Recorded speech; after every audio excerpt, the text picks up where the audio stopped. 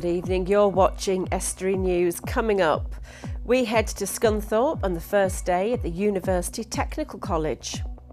We catch up with explorer Sir Ranulph Fiennes on his recent visit to the World Seafood Congress in Grimsby.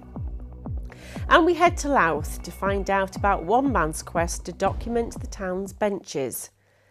And we find out your thoughts on the future of the High Street.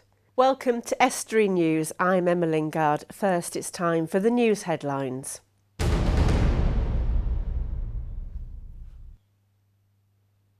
A former shop owner in Grimsby has been fined £4,000 after illicit cigarettes and tobacco were found by trading standards in 3 separate visits. Darbus Mala Hassan pleaded guilty to 10 offences at Grimsby Magistrates Court last Friday. The conviction came after North East Lincolnshire Council's trading standards team made a number of visits with detection dogs. Police are still searching for a 24-year-old man who absconded from Hull Crown Court on Thursday. Josh William Power is described as white with a shaved head and 5 foot 9 inches tall. There is no suggestion that he is a threat, but if spotted, police should dial 999. The City of Hull has been welcoming visitors from their twin city of Raleigh in North Carolina. The US state capital has a sister city association to help promote cultural exchange between the two places, and Douglas Johnson from it sees certain similarities between the two cities. The Hull Committee is rejuvenating itself, and I've been thinking sort of like Hull itself is interested in rejuvenation with the City of Culture 2017 and the different things that we've seen, which are urban agriculture, the Villa Farm, the Rainbow Farm, and the gardens, some allotment gardens, some different things in East and West Hull, really a city-wide thing. That was very exciting to learn, and everyone is contributing their little bit to the rejuvenation. Walkers are gearing up in Barton for its annual walking festival, which takes place this weekend. Various walks have been organised, giving people the chance to explore the town's heritage and wildlife havens.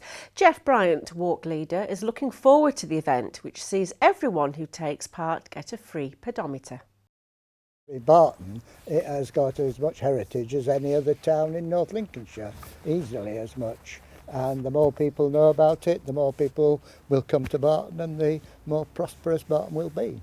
It will be obviously a guided walk, and as well as seeing these great features, that the churches, the streets, the towns. And finally, it's been confirmed former X Factor star Wagner will lead the singing ahead of Grimsby Town's match with Tranmere Rovers next week. The singer put up a video on Facebook supporting the club and asking the fans to get behind manager Paul Hurst. And you can see the full video on our Facebook page.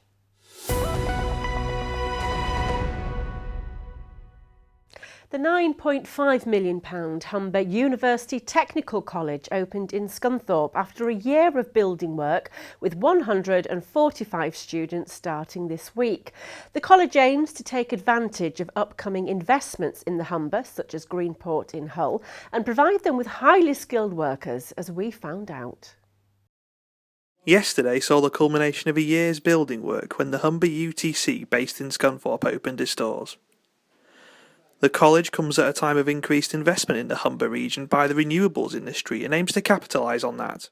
Okay, the UTC is a technical college specialising in renewables and engineering based in Church Square in Scunthorpe. We are a technical college linked to the University of Hull and many employers local to the region. So our principle is to develop an education based around technical specialisms for each and every student, and hopefully encourage students to take part in engineering and to shape the future of engineering worldwide. North Lincolnshire Council has been welcoming the renewables industry to the area as much as everyone else, and they say that the new college will bring much investment to Scunthorpe in creating a highly skilled workforce. I think it will be opportunities for young students to choose where their future careers are going to be. And I know when we're talking to businesses and businesses want to relocate here, that one of the first things they do say is we want skilled workers, highly skilled workers. So we want to be growing our own students, and so they're going to be first in the line for these, really super jobs that's going to come along. David Shepherd, a development manager at Able UK, which is building the Able Marine Energy Park, says that the creation of more skilled workers is exactly what companies like Able UK will need when its energy park opens. For our company, I think it's very important. We have lots of investors looking at our new port development, and one major kind of piece of analysis they do is on the regional skills. They know there's lots of people here, there's a high population that are all used to hard working, what we call proper jobs, but they need to see the right skills initiatives being put in place now so that we have the people with the right skills when they start to recruit in future. For the college, this is something they really want to capitalise on. There's a great deal of advantages. First of all, looking around the UTC, you'll notice that there's industry specialist equipment at hand which students will familiarise themselves with, get used to using. So when they go out into industry, they're already aware of that and already working with that. But the uniqueness of the UTC and its link to employers means that from week to week, the students will actually be working closely with employers of big companies like Tata Steel, BAE, around Scunthorpe, and so they'll get to know them. In my view, the students actually today came in are at the start of a 4-year interview process. The employers will identify these students, really look at the niche market that they're in, and be able to specialise and with those technical abilities to progress into engineering. You're watching Estuary News. Still to come, we find out your thoughts on the future of the High Street. And we head to Louth to find out about one man's quest to document the town's benches. And we also find out how young people are finding jobs in this economic climate. Explorer Sir Ranulph Fiennes paid a visit to Grimsby this week to talk to delegates at the World Seafood Congress. He's no stranger to the area as his sister lives in Driffield. We sent Richard Morris to meet him. What is your most memorable moment of everything that you've done? I think two really. One was when we, after 26 years looking for this lost city, been lost for 3,000 years, rather like Sodom in the Bible, when we eventually found the lost city after 8 major Land Rover expeditions into this huge desert. Because we'd been looking for it so long, it was a memorable moment when we found it. Another one was when, after 7 years of preparation, getting sponsors together, 3 years permanent travel, we completed the first and only human journey around Earth vertically through both poles. 52,000 miles without flying 1 metre of the journey. 2 of us out of the 52, including the ship's crew, travelled every inch of the world from Greenwich down south, back over the top and back to Greenwich again. Never repeated. My colleague, unfortunately, has since died, so I'm the only human being on Earth ever to have walked vertically around Earth, or travelled vertically around Earth. So that one, the day we arrived, my wife and I together had spent 20 years of our lives preparing for it and doing it. What are your opinions on climate change? I mean, obviously it's such a hot topic issue, and what do you think needs to be done? Well, every newspaper that you read will sooner or later talk about climatic change, and we all know about climatic change. But in terms of the scientists that I take on my expeditions, and normally we take scientists out to remote areas, on our ship, if we've got one going to Antarctica, why not let the scientists go there and do their bit? Well, in Antarctica, you have got a mile of ice, like a tablecloth, on top of 10,000 foot high mountains. So, okay, the ice might be getting less and less, but you can't see it. And if you have a news story you'd like the team to cover, then contact us via our social media pages or call 01472 315 553 or send an email to news@estuary.tv. Now, joining me to talk about the news from the week is Dave Nunn. Dave, what are we starting off with then tonight? So the first thing I'm going to start with is the Calais Care campaign, which I went to visit earlier this week and has been going on in Hull. And when I went, they said they were only going to do it for this week, for people to come and hand in donations. But I think they've had so many people coming to hand donations in that they're now extending it for another week. Okay, so whereabouts are they based then? They're based in a couple of bars around Hull. I mean, the one I went to is Propaganda, but they're also at Fuel and the Yorkshireman, I believe, as well. Okay, and so people can drop off food parcels? Yeah, food parcels, clothes and things like that. And they're going to be there for the whole of next week in the evenings. But I think it's interesting to see the different opinions on this, because we've got that. And on today as well, in the Scunthorpe Telegraph on their website, there's a column from Martin Vickers saying that, you know, we're doing quite a lot in Syria to help refugees with the £900 million we're putting in.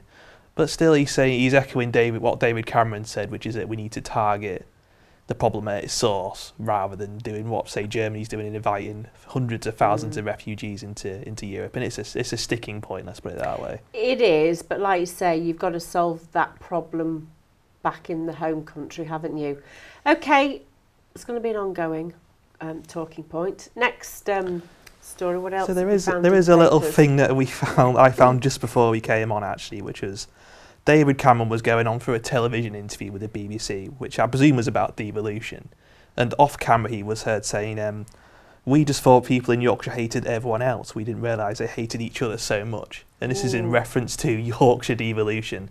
So of which next week there is going to be a chamber talk, isn't there, about this northern powerhouse? It's been something that's been in the news recently as well, because Stephen Brady was sort of switching between, they had him going with a whole Yorkshire authority, wanting to go with the Leeds and the North Yorkshire. Exactly. But then they've sort of shot that idea down, and this is where this comment from the Prime Minister evidently comes from. Okay, we're going to stop you there, Dave, but stay with us. So join me after the break when we look at how young people are finding work, and we head to Louth to learn about benches.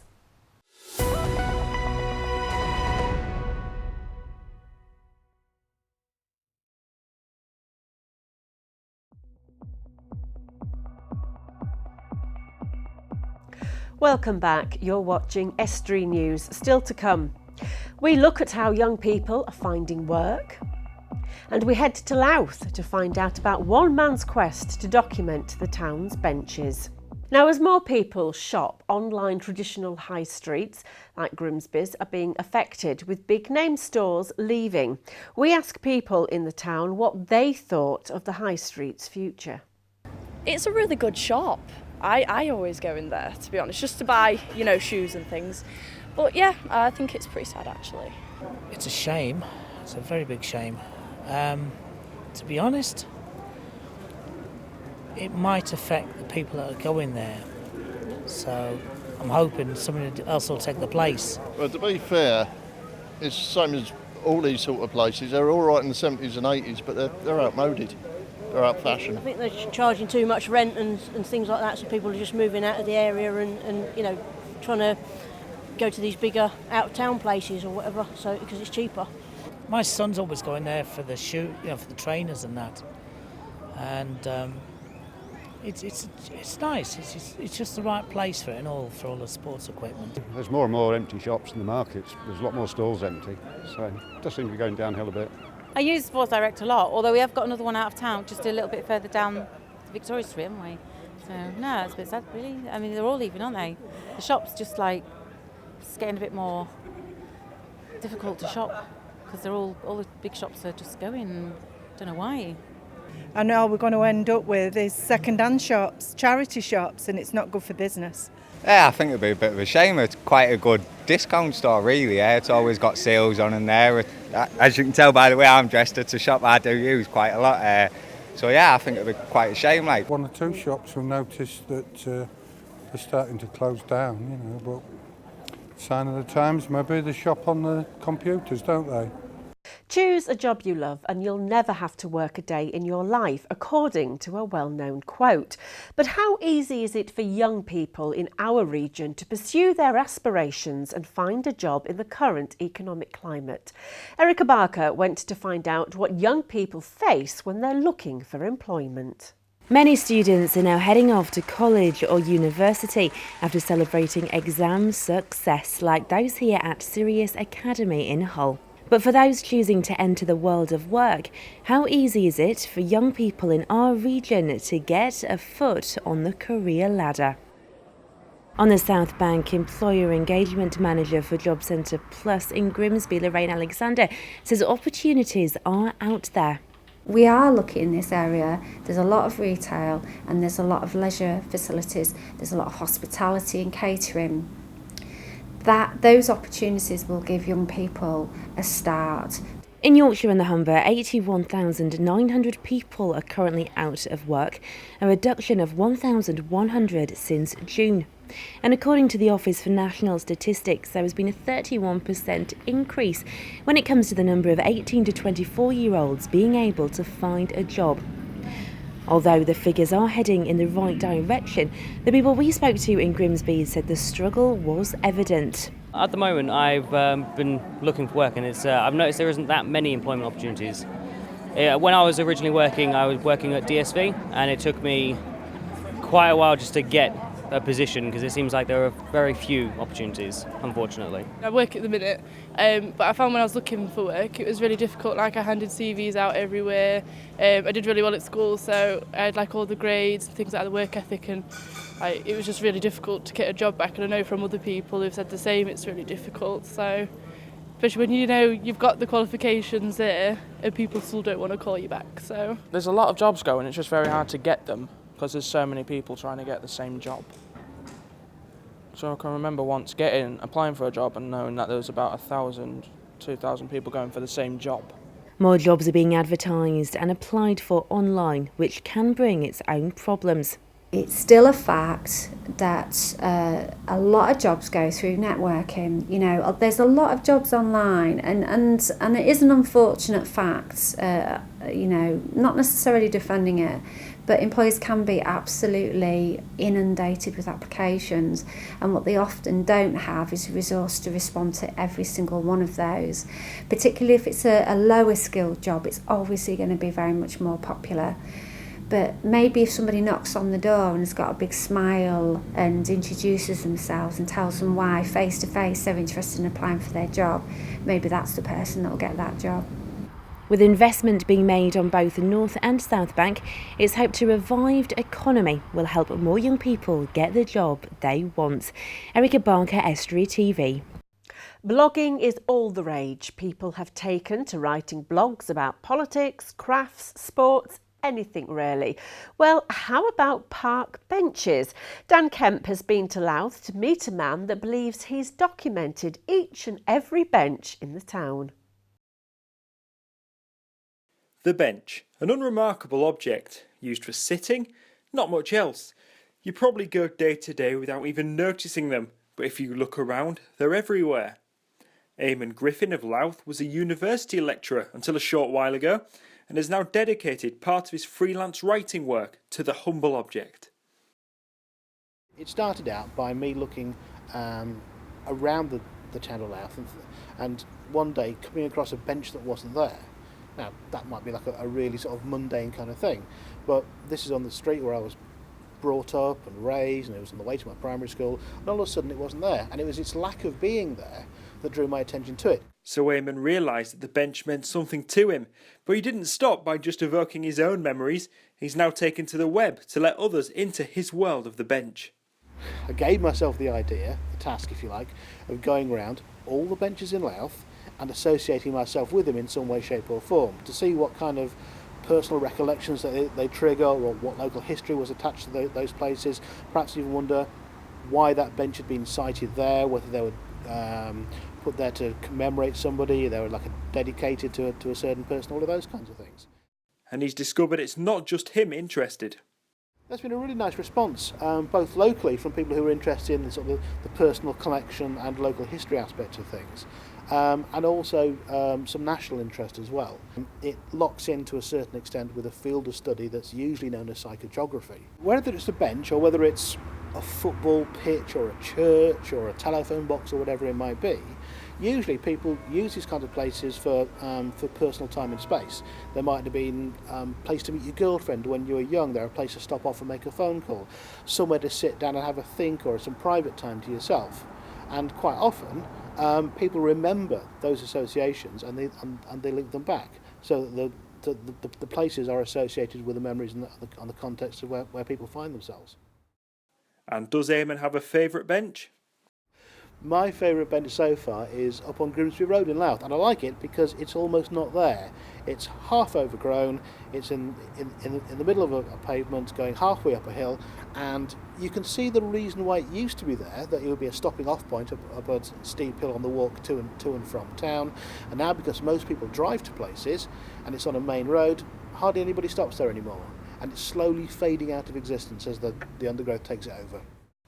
Still with me is Dave Nunn. Dave, rather quick one this time. What else have we got? So we got this from the Scunthorpe Telegraph. I know this was on the news the other night as well. Man filmed fight to death between dog and ferret on his mobile phone. That was a court case, this, isn't it? Yeah, I imagine as a ferret owner and a dog owner yourself. Yeah, because I understand the man owns a terrier and a lurcher. I've got a terrier and a lurcher, and I've got ferrets. But that is just despicable, isn't it? Allowing what he did to those animals. Yeah, I mean, it's really not very nice, and obviously it's, you know, people raising their dogs in the wrong way, and raises questions about dog ownership and whether certain people shouldn't be allowed to own a dog. What was the outcome of that case? Well, Has he been banned at all from owning? He was jailed for 4 months, paid £600 to the RSPCA and £80 the victim surcharge, and was banned from keeping animals for life, but can apply to have that lifted in 10 years, which I can't really see it being lifted, to be honest, but we'll have to wait and see. Yeah, it's very, very devastating for all the animals that were involved there, isn't it? Well, thank you so much, Dave. It was a very quick one of talking to us about stories. And now it's time for the sports news.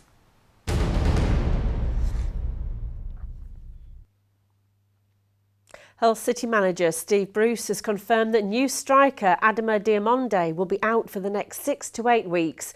The Norwegian international signed for the Tigers on transfer deadline day but has undergone groin surgery.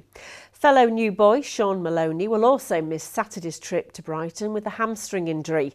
The game kicks off at the Amex Stadium at 3 o'clock.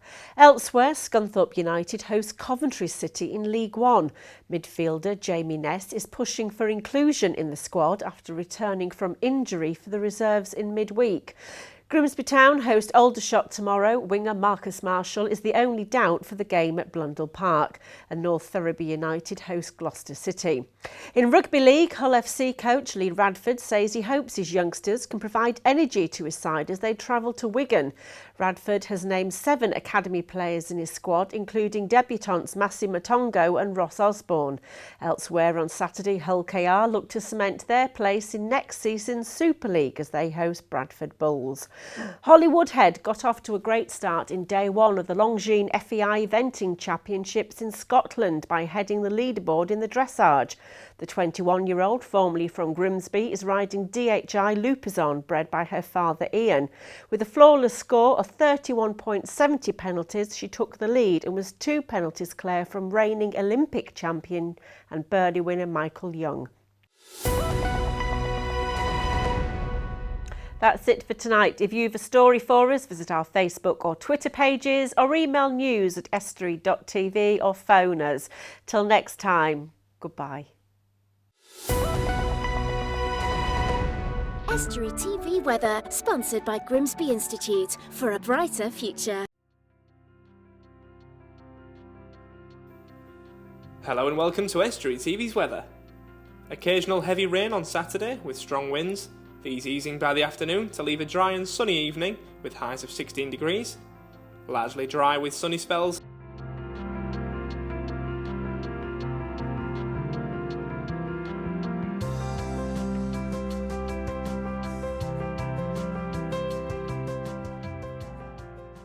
Estuary TV weather, sponsored by Grimsby Institute for a brighter future.